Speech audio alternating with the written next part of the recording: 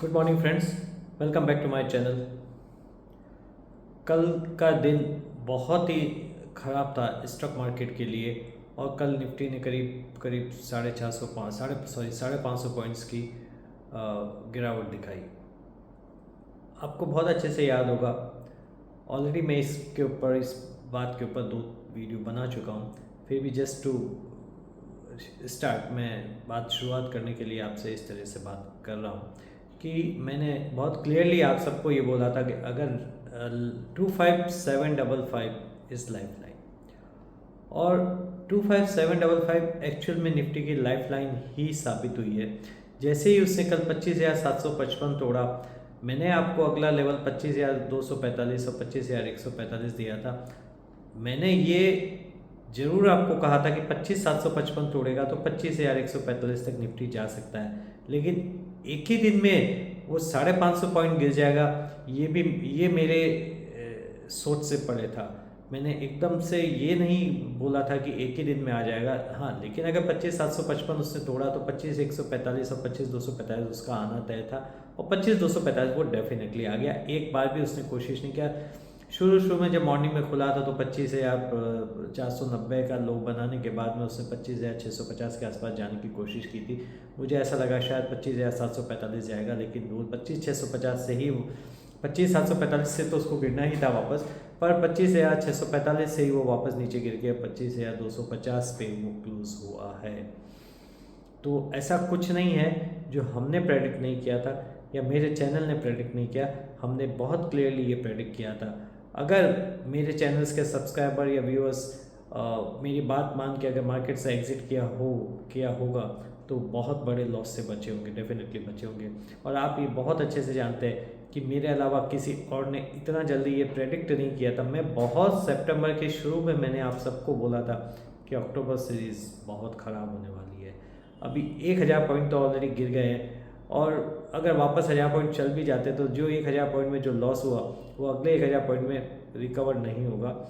लेकिन मुझे अब जो फ़िलहाल लेवल दिखाई देते हैं वो रेजिस्टेंस मुझे दिखाई देती है 25,745। इसके ऊपर शायद निफ्टी नहीं जाना चाहिए, क्योंकि बहुत कुछ ख़राब हो रहा है, और ख़राब वो हो रहा है जो हमारे कंट्रोल से बाहर है।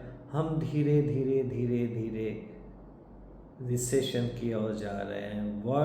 The world is going towards recession. आप यकीन मानिए, बहुत बड़ा recession is on the track. आपको लगेगा कि हर रोज़ सवेरे आके मैं क्या बेकार की बातें करता हूँ, लेकिन मैं जो भी बोल रहा हूँ मैं आपको सही बोल रहा हूँ। आज मेरा वीडियो आपको ख़राब लगेगा, जैसे मेरा एक वीडियो था जो 2-3 वीक पहले का था, तो मैंने ये बोला ही था कि Nifty will crash by March 2025। उस दिन मेरा वीडियो कई लोगों को ख़राब लगा होगा, लेकिन कल बहुत सारे लोगों ने मेरा वो वीडियो वापस देखा है और उनको ये फील हुआ कि हाँ, मैंने सही बोला था।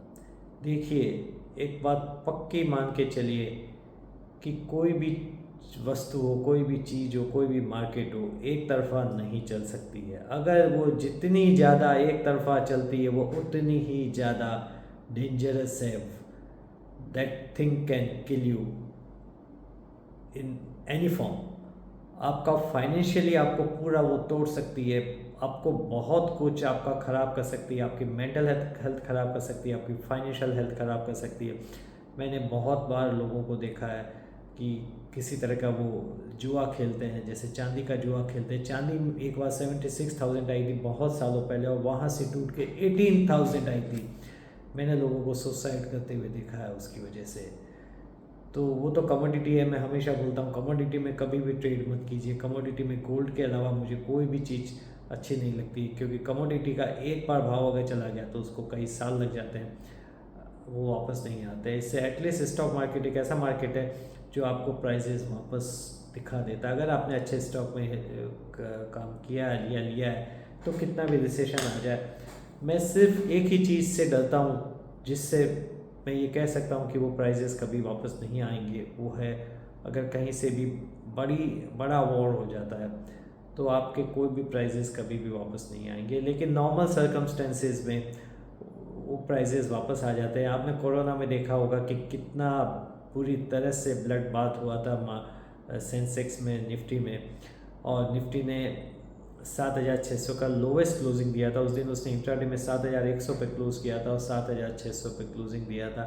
वहाँ से वो बाउंस करके वापस आ गया ऊपर और आज 26,000 पे खड़ा है। मार्च 2020 में निफ्टी 7,600 था और आज कितने साल हो, करीब 4.5 साल में निफ्टी 26,000 है। कितने मल्टीप्लाई उसने रिटर्न दिए हैं।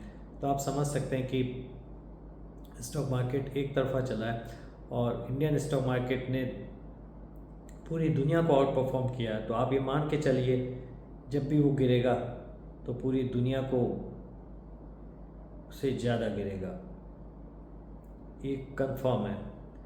आज का जो लेवल रह सकता है, मुझे 500 पॉइंट का रेंज दिखाई दे रहा है। 25,000 निफ्टी आज नहीं तोड़ेगा, मान के चलिए 24,990 आज इसको सपोर्ट देगा और 25,490 को वो क्रॉस नहीं करेगा। मेरा ये 100% यकीन है कि इस बड़ी रेंज में आज निफ्टी ट्रेड कर सकता है, चाहे कितनी भी गिरावट हो जाए। निफ्टी 25,000 के नीचे आज क्लोज नहीं करेगा और 25,490 के ऊपर क्लोज नहीं करना चाहिए। मैं उतने कंफर्मेशन से ऊपर का लेवल नहीं दे रहा हूँ जितना नीचे का लेवल सपोर्ट आज आपको दे रहा हूँ। 25,000 is the one of the biggest supports as of now. अगर 25,000 टूट गया ना तो 22,500 मान के चलिए। इससे 25,000 अभी नहीं टूटेगा, 25,000 भी टूटेगा, लेकिन उसमें टाइम है। थोड़ा सा टाइम दीजिए, थोड़ा मार्केट को वापस संभलने दीजिए, अपने पैरों पे खड़ा होने दीजिए। मार्केट वापस आपको बताएगा कि अब मैं गिरने वाला हूँ। जियोपॉलिटिकल सिचुएशन अच्छी नहीं है। अमेरिकन प्रेसिडेंट ने बोला है कि इज़राइल ईरान के जो तेल के कुएँ या तेल की रिफाइनरीज है उस पर अटैक कर सकता है और डेफिनेटली करेगा। अच्छी बात ये होगी कि ईरान रिटेलिएट नहीं करे। ईरान ने ऑलरेडी एक गलती कर दी है, वो दूसरी गलती नहीं करे तो हमारी दुनिया के लिए अच्छा होगा और बहुत सारी बुरी चीज़ें होने से रुक जाएगी। अगर ईरान ने ये गलती कर दी, उसने वापस रिटेलिएट कर दिया तो भगवान ही बचा सकता है और कोई नहीं बचा सकता है। तो ईरान को सद्बुद्धि दे। हम इज़राइल और अमेरिका से तो ये चीज़ एक्सपेक्ट नहीं कर सकते। मुझे नहीं पता कि कौन सही है या कौन गलत है, मुझे नहीं मालूम, मैं इस चीज़ का कोई एक्सपर्ट नहीं हूँ। लेकिन गलत और सही की बात नहीं है। ईरान को वापस रिटेलिएट इस बार नहीं करना चाहिए, बात ख़त्म हो जाएगी। अगर ईरान ने रिटेलिएट किया तो पता नहीं, उसके बाद अनइमेजिनेबल थिंग्स होगी और इस बार टल नहीं चाहिए। लेकिन आपको मैं ये बता रहा हूँ कि जनवरी से मार्च बहुत ज़्यादा ख़राब होने वाला है। आप देखिए फरवरी और मार्च बहुत ख़राब होंगे स्टॉक मार्केट के लिए, जियोपॉलिटिकल सिचुएशन के लिए। 2-3 महीने रुके, 2-3 महीने शायद ये 20 थोड़ा सा बेटर हो सकता है, लेकिन जनवरी से मार्च के बीच में बहुत कुछ ख़राब हो सकता है, ऐसा मुझे दिखाई दे रहा है। आज के लिए अगर बाउंस आता है तो मैं स्क्रीन पे दिखाई देगा और वो फील होगा। मैं डेफिनेटली आके आपको स्टॉक्स बताऊंगा। लेकिन अगर मार्केट आज गिरता भी है तो 2 स्टॉक मुझे अच्छे लग रहे हैं थोड़े समय के बाय के लिए। वो एल्केम लैबोरेटरीज़ अच्छा लग रहा है। एल्केम लैबोरेटरीज़ मुझे इवन मार्केट गिरेगा तो भी वो 7,000 रुपये आ जाना चाहिए, ऐसा मुझे दिखाई दे रहा है। और इन्फोसिस का 17 को रिजल्ट है। इन्फोसिस 2,000 रुपीज़ क्रॉस कर सकता है। इन्फोसिस के रिजल्ट्स बहुत अच्छे आएंगे और इन्फोसिस में कोई अच्छी न्यूज़ आ सकती है। Infosys sitting on pile of cash, तो उस कैश को वो यूज़ करेंगे। वो बाईबैक दे सकते हैं, वो बोनस भी दे सकते हैं, वो स्प्लिट भी दे सकते हैं, वो कुछ भी दे सकते हैं। मुझे इन्फोसिस से एक अच्छी न्यूज़ आती हुई दिखाई दे रही है, तो इन्फोसिस को लॉन्ग टर्म के लिए ख़रीद सकते हैं कैश में। एल्केम लैबोरेटरी को कैश में ख़रीद सकते हैं। और बाकी फ़िलहाल स्क्रीन देखिए और अपने आप का नुकसान होने से बचाइए। एक दिन के बाउंस बैक से कोई ऐसा मत समझिए कि हमने अपॉर्चुनिटी मिस कर दी। अपॉर्चुनिटी कहीं से मिस नहीं होगी। मार्केट का बड़ा ट्रेंड इस वक्त गिरावट की तरफ है और वो मार्केट को गिरना ही है। 22,500 मुझे बहुत जल्दी दिखाई देता है। बैंकों से दूर रहिए, खासतौर पर HDFC बैंक से दूर रहिए, वो आपका सबसे ज़्यादा पैसा तोड़ेगा। सरकारी बैंकें आपका पैसा उतना नहीं तोड़ेगी जितना ये प्राइवेट बैंक्स आपका पैसा तोड़ेगी। लेकिन ICICI बैंक के अलावा सभी प्राइवेट बैंक्स मुझे ठीक नहीं लग रहे। तो ICICI बैंक अगर इन्वेस्ट करना है तो ICICI बैंक मेरे ख्याल से इन्वेस्ट करना ही नहीं चाहिए। बैंक निफ्टी में मैंने आपको 45,000 का टारगेट दिया, आप देखिए बहुत जल्दी आ जाएगा 45,000। तो टीवी चैनल्स की जो मिसगाइडेंस है उससे बचिए।